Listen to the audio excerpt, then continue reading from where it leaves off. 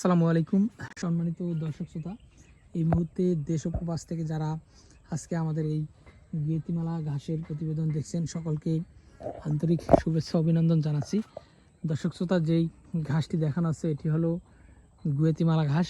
গরু, ছাগল, ভেড়া, মহিষ, গারল যে কোনো গবাদি পশুর জন্য এই ঘাসটি আপনি চাষ করতে পারেন। বর্তমান বাংলাদেশের সবচেয়ে বেশি ভিটামিন, প্রোটিন, মিনারেল কিংবা ক্যালসিয়ামযুক্ত ঘাস কিন্তু বলা হয় এই গুয়াতিমালা ঘাসকে।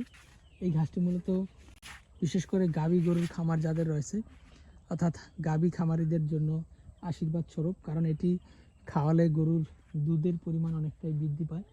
পাশাপাশি এই ঘাসটিতে প্রচুর পরিমাণে ভিটামিন, প্রোটিন, মিনারেল, ক্যালসিয়াম থাকাতে গাভীকে কিংবা ষাঁড় গরুকে যে বাড়তি ক্যালসিয়ামের মেডিসিন খাওয়াতে হয়, এই গুয়াতিমালা ঘাস খাওয়ানোর ফলে আপনার এক্সট্রা ক্যালসিয়াম আপনার খাওয়াতে হবে না।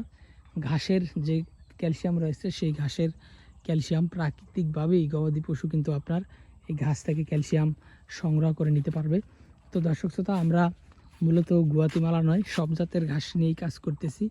বিশেষ করে এই আমেরিকান 5G গুয়াতিমালা ঘাস, তারপর ইন্দোনেশিয়ান স্মার্ট নেপিয়ার ঘাস, তারপর ডক্টর জহির স্যারের চীন থেকে আনা যারা ওয়ান হাইব্রিড ঘাস, এরপর এলিফ্যান্ট হাইব্রিড, তারপরে রয়েছে নতুন জাতের আরেকটি ঘাস, সেটি হলো তাইওয়ান হাইব্রিড, এবং সর্বশেষ পানিতে চাষ করা হয় হোয়াইট জার্মান এবং অজানা।